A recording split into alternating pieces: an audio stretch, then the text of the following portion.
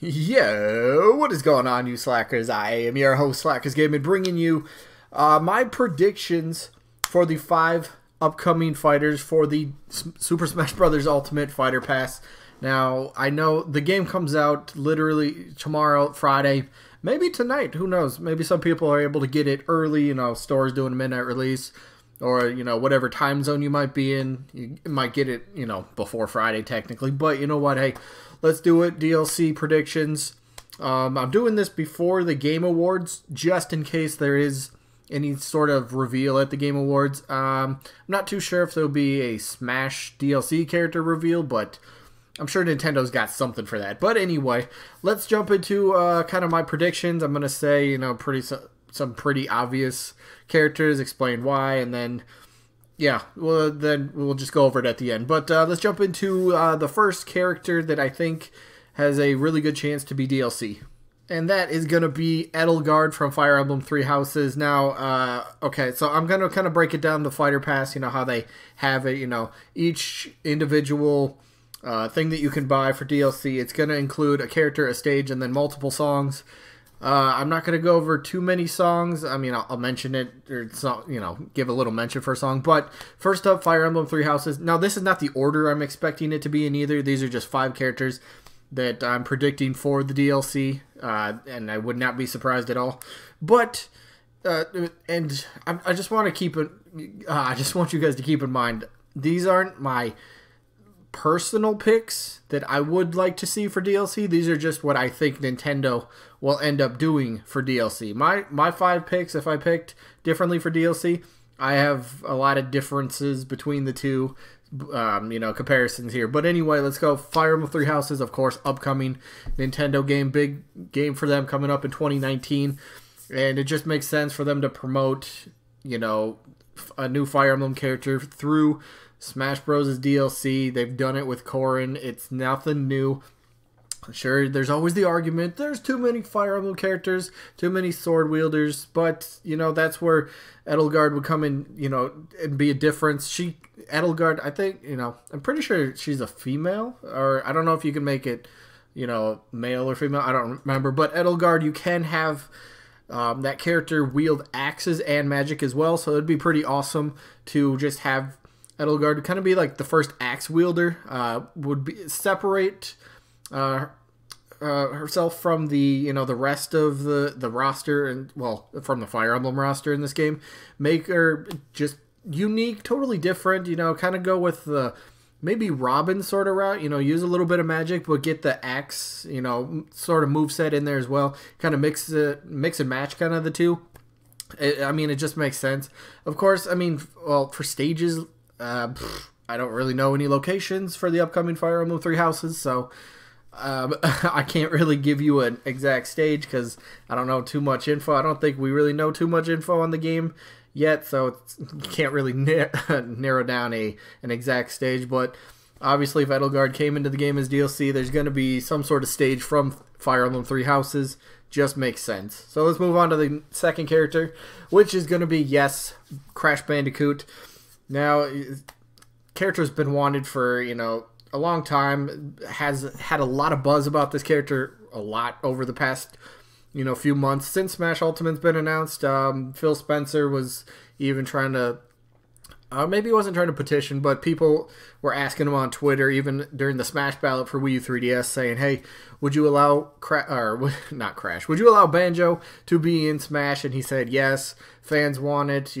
They're more than willing to work with Nintendo on this, and I would not be surprised in the least bit if Nintendo and Microsoft end up working out a deal for Banjo to be in Smash as a playable character. They can split the profits pretty easily, and then I think Nintendo, or I guess in this case Microsoft, even though they could release it on Nintendo as well. So hear me out on this one real quick.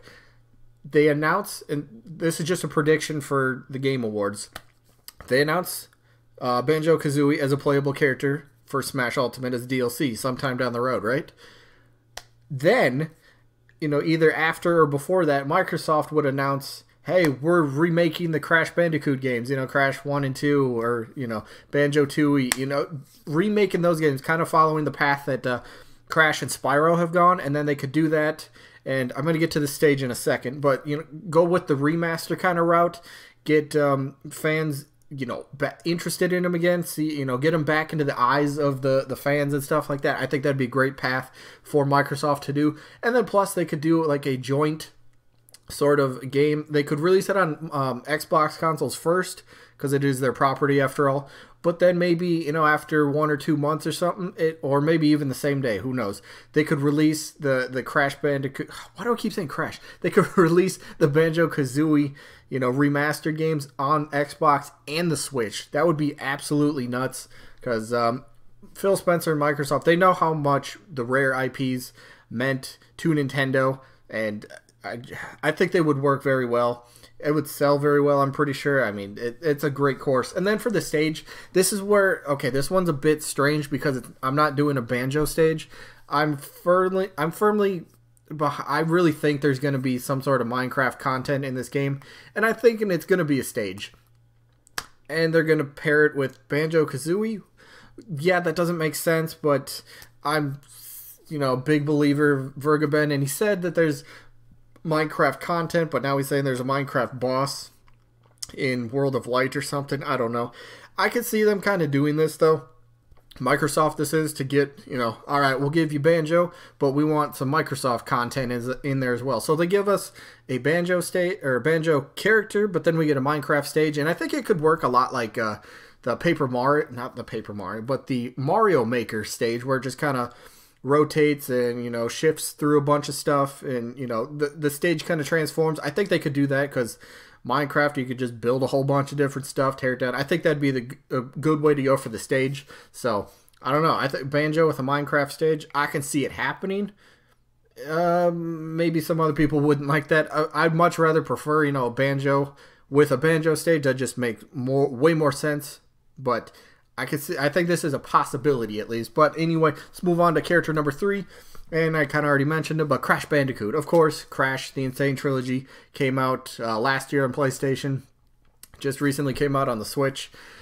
Crash is back into the eyes of the fans. People that never played the Crash, you know, any games in general, are getting to, you know, experience his games finally. You know, I didn't grow up on PlayStation, so I never played any of the Crash games until the Insane Trilogy came out last year. Bought that on my PS4, played that, had a blast, absolutely loved that. And, you know, now it's on the Switch. Crash is a big character, big name. I could potentially see Crash getting in as a DLC character. Plus, Activision, the company, you know, that he is, they don't have a rep. Again, that's not a rule that, oh, Activision's one of the big third-party companies, they should get a rep in Smash. It's not a rule, but I could see that kind of happening. I mean, Crash, big name, you know, from a big-time company. I just think it makes sense. His style fits absolutely perfect with Smash. I would love to see this, you know, having duking it out with Mario and Sonic or Cloud or Kirby or Donkey. You know, there's so many good possibilities there. But, of course, the stage, what stage? I just go with... What's his name? Like Wampu Island or Wampu? I don't know. I probably butchered that. But here's kind of like how I envision the stage could kind of look in a way. Like you got like the background in here. It's kind of, think of like Moray Towers, how it has that little zigzag kind of pattern. You know, the new stage in Smash Ultimate, kind of like that. You can kind of zigzag, kind of go back and forth. So you got like 3 levels. Maybe the branch, I don't know. You could jump off of, you know, Cortex's crashed whatever thing over here. Maybe get that bridge into play somehow. Maybe get some of the, you know, apples or, you know, crates, nitro crates, whatever it is. Put some of those on the stage as well to give it more of the Crash Bandicoot sort of, you know, feel and vibe. I think it would be pretty cool. But the Wampu Island, whatever it is, that would be perfect for Crash's stage. So let's go to, well, character number 4. Go to first party here. Just like, well, not really like, I mean, it's Edelgard's first party from Fire Emblem, but Bandana D, you can't use the argument, oh, he's a Goomba with a hat, he's a side character. You can't use that anymore. We're getting Piranha Plant. So that argument is void. You can't use that. It doesn't make sense anymore. So anyone's on the table, Bandana D, very popular amongst fans. A lot of people want to see him. There's a lot of support for him. He'd be the first spear-wielding character. Would be pretty cool. Plus, you can bring over some, maybe, some sort of stage from Kirby Star Allies, and I got one I'm going to show here in a second. I mean, there's a lot of cool stuff for Bandana D. He's one of the big four for Kirby. I think it would kind of round out the Kirby series very well. I just, DLC, I think this would sell. There's a lot kind of going for him in terms of moveset and just popularity. I think people will buy that. I can't really say anything bad about Bandana D. I personally would want him. I'll buy him if he's DLC, hands down, no question about it. But for his stage, what is this one called? It's like Nature's Navel, I want to say. So here's how I somewhat envision the stage. You have some sort of platform at the bottom, but then this spinning windmill thing, it's got these blades coming off the sides. So think of it like just a big stage, and it's got the spinning windmill and the blades. And the blades could actually damage you. You could probably turn it off. It could be hazards. I guess hazard-wise it could damage you, but if you turn off the hazards, you could still use the blades kind of as like a platform jumping off of. And of course you got this ladder up here. The ladder should be incorporated with the stage as well. Something to climb up on. It would be like a smaller stage, but I think it'd be a fun stage to, have some sort of, weaponized sort of thing. I get a lot of people don't like stage hazards, and I completely understand. Some people do, and I think it would be kind of fun. So, yeah, Nature's Navel. I mean, there's so many different things you could pick from Kirby Star Allies, but this is the one I came up with, so that's what I got. So, let's move to the last character that I expect to be DLC, and yep, that's right, I'm picking Pikachu. No, I'm joking. I'm picking Gen 8 for Pokemon. Of course, we all know that's going to be Nintendo's big game that they're going to be pushing in 2019. Generation 8, back to core Pokemon on the Switch. What better way to help promote it than with a new Pokemon from Generation 8 into Smash Bros. Kind of like that face of the franchise, or the face of the new generation. They'll use that character, push them, promote them. Smash Bros, you can buy them before the game might come out. I mean, like the new Pokemon Gen 8, you could buy that in Smash Bros. I guess it would kind of correlate with the time frame that Gen 8 would come out. So sometime in next spring, November, something like that. Whenever it comes out, then they could release the new Pokemon. But it just makes sense. It's a future first-party game Nintendo will want to promote. Just makes sense. And, of course, a stage, again, we have no info on Gen 8. So just a random location from, well, whatever the generation is. And then some sort of Pokemon from that generation. Just makes sense. I think a lot of people would agree with that. Some people might not like it. Oh, there's too many Pokemon characters as well. Yeah, but Pokemon's one of the biggest IPs, biggest franchises, biggest forms of entertainment in the world. Nintendo would be a little crazy not to kind of put a Generation 8 Pokemon in Smash Bros., especially as DLC, so I don't know. Those are my 5. We got Gen 8 Pokemon, again, generic because we don't know anybody. Of course, then we got Bandana Waddle Dee, fan favorite. A lot of people want him. We got Crash Bandicoot, big time third-party character. Makes ton of sense. And then we got the Minecraft stage with Banjo-Kazooie. Of course, you could still go with a Banjo stage to pair with him. Makes sense as well. And then Edelgard from Fire Emblem. Again, don't know any stages, don't know any locations, but they would figure something out. So those are the 5 that I'm predicting for, I guess, DLC for the Fighter Pass. Maybe we'll get some sort of announcement at the Game Awards. Maybe get a sneak peek at maybe one of the DLC characters. Who knows? But that's later. But yeah, anyway, that is going to wrap up this little video real quick. Hopefully you guys enjoyed. Let me know what you guys are predicting for the Fighter Pass down in the comments. What characters do you think we're going to see, or what characters would you want to see? Let me know that stuff down in the comments. And yeah, anyway, that is going to be it for this one. Hopefully you guys enjoyed, and hopefully we catch you guys on the next one. Peace out, everybody.